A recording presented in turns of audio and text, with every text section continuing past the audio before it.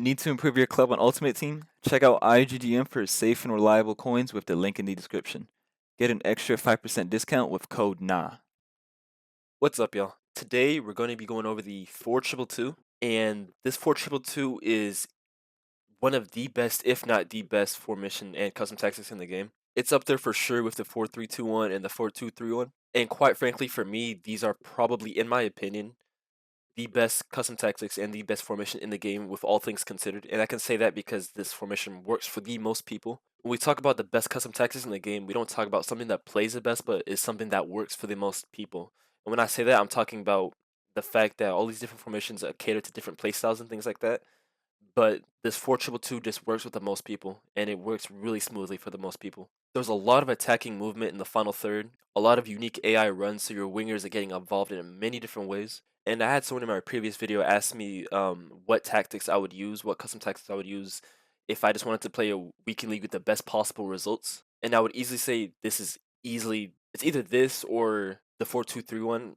But to me, both of those custom tactics or formations are structured really similarly, so it's one of the two. And as of late for me, this custom tactic has been pretty ideal. I got one of my quickest 20 and O's last weekend league. I got it over Friday and Saturday pretty fast. So yeah, without having to spoil the instructions or anything like that, we're just gonna get straight into the custom tactics.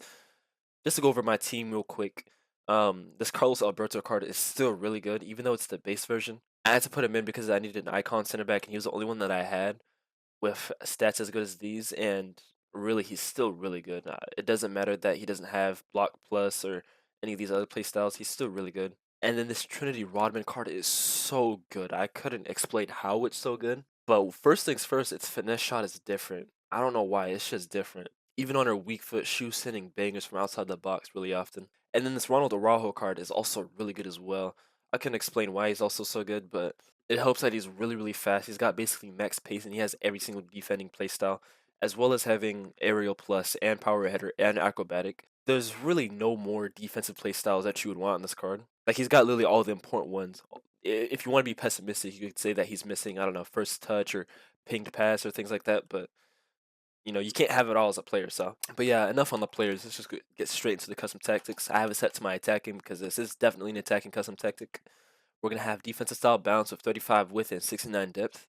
And 35 width is narrow, more narrow than other custom tactics. And the reason why we do that is because the entire objective to defending, at least the way I see it, is we want to force the player out. And unless the opponent you're playing is really deliberate when it comes to attacking with cutbacks, which as of late I haven't been dealing with to be a huge issue. It's still obviously an issue, but with the nerfs recently, or not recently, but like months ago to be honest, but with the cutback nerfs and things like that, basically trying to force your opponent to get to those cutback situations and preparing for it before it happens, rather than letting them attack through the middle, I found to just really help. Most people aren't going for cutbacks anymore like they were a couple months ago, so 35 width I found to be pretty helpful. But of course, this formation is really adaptable and modular. If you feel like you want to up it a little bit, you can go as far as like 42, I'd say, maybe even 45. But I wouldn't go above 42, my personal preference. But for this custom text, we did 35. This also helps because once we get the ball back from defense, your wingers are going to be tucked in as close as possible to center midfielders, and we want that because once the center midfielders get the ball, because those are going to be the players that are open the moment that you do get the ball, your wingers are going to be in really good positions to also receive the ball after. So if you're ever in situations where you're trying to pass it out the back and you can't really do so, and you're just giving the ball back right away, having 35 width is actually pretty helpful. And then 69 depth, and the only reason we do this is because I want it as high as possible without touching 71. I don't want to try 70 because I feel like it's risking actually enabling the high line and the overload ball side tactics. I don't want to do that, so we're just going to do 69. Build up play balance with chance creation, direct passing. I'm sorry if you guys hate direct passing, but with this custom tactic, especially this formation that has those wide cams, you're just going to need direct passing. If you use possession on these custom tactics, your wingers are not going to get as involved as you want inside the box, because direct passing puts a lot more emphasis to off the ball runs, which normally isn't always a good thing because you don't want players making runs that you can't see, because sometimes you need players to actually come short for the ball and receive the ball to their feet.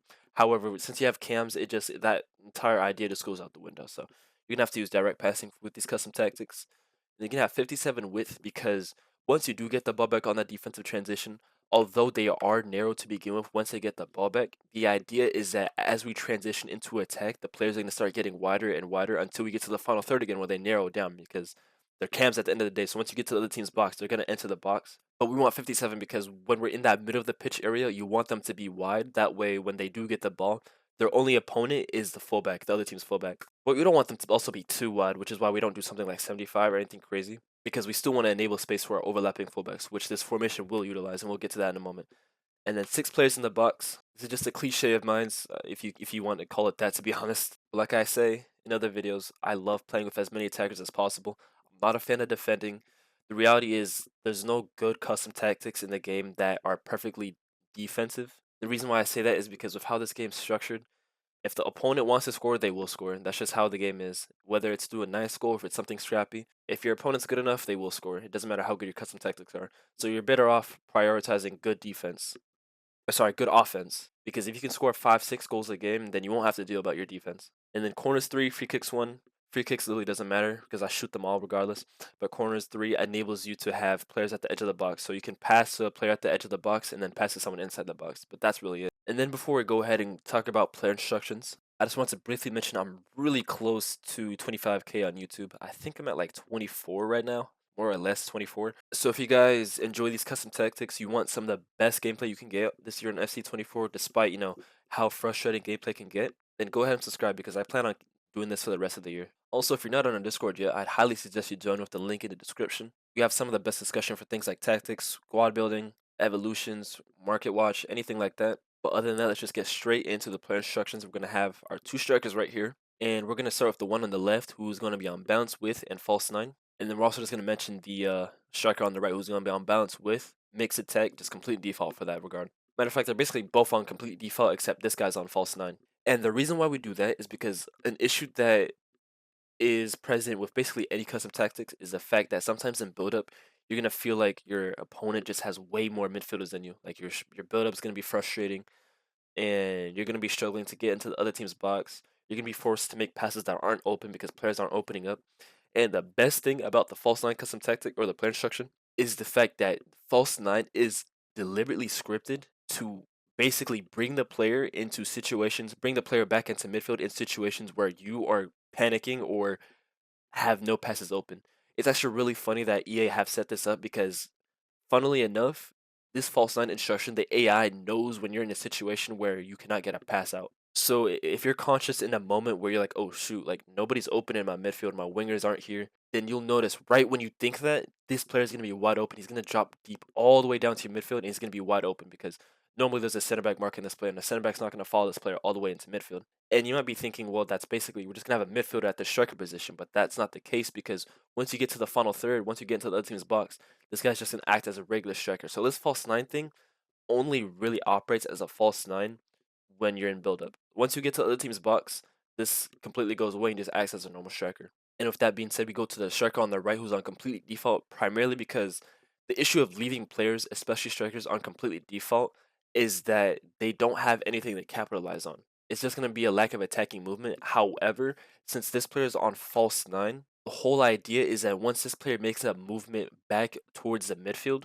that moment where the other team's center back hesitate or that defensive line hesitates to begin with is when this player can also make a movement really often. Also, the idea of when this player receives the ball coming short, the other team's center back is still going to have their AI operating against this player regardless of how far they are. So this is when you're going to see a lot of diagonal runs from this player. This player will also slot in where this player previously was. There's going to be a lot of movement in this department.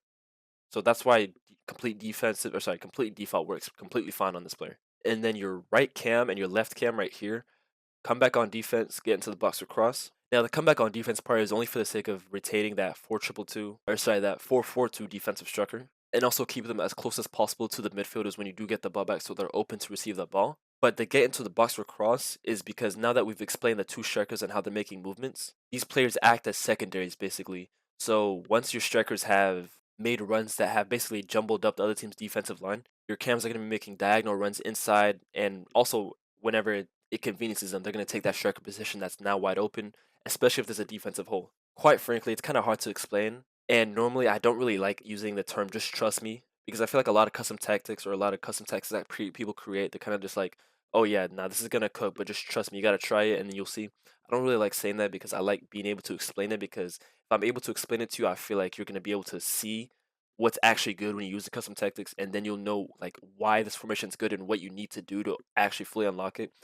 But for this cases, I kind of can't, like, it's really hard to explain. Like, it just everything lines up perfectly when you get to the ball in the final third, especially of these cams, because they're going to be making a lot of runs that I can't even explain. Like, you're going to have to see videos and try it for yourself. But other than that, you're going to have your double pivot midfield right here. The one on the left right here, if you're brave enough, use like a winger or something right here, or something crazy. Something like, I think Team of the Season Saka, for example, has like 70 defense. So a card like that would actually be really good right here. But the idea is you can have him on bounce attack, bounce defense, cover center. This guy's gonna be like a number 8, almost like a number 10. If you're brave, you can definitely like put a winger right here, or someone with at least like 60, 70 defending. But that's if you're really brave, or if you just want something that's super attacking. But other than that, you can use any player that has really good stats for midfield. But you're gonna obviously want someone that has really good attacking stats more than defensive. So if you can get someone of high, medium work rates and having really good dribbling, passing, and shooting, that's gonna be really crucial. So a card like Zico is would be really good. Like a card that's structured for cam with good defensive style or good defensive stats. Sorry. But then the one on the right is gonna be on compassing lanes, stay back while attacking, cover center, deep lying playmaker. Now the deep lying playmaker part is only there because we'll get to the fullbacks later, but the fullbacks are on attacking duties basically.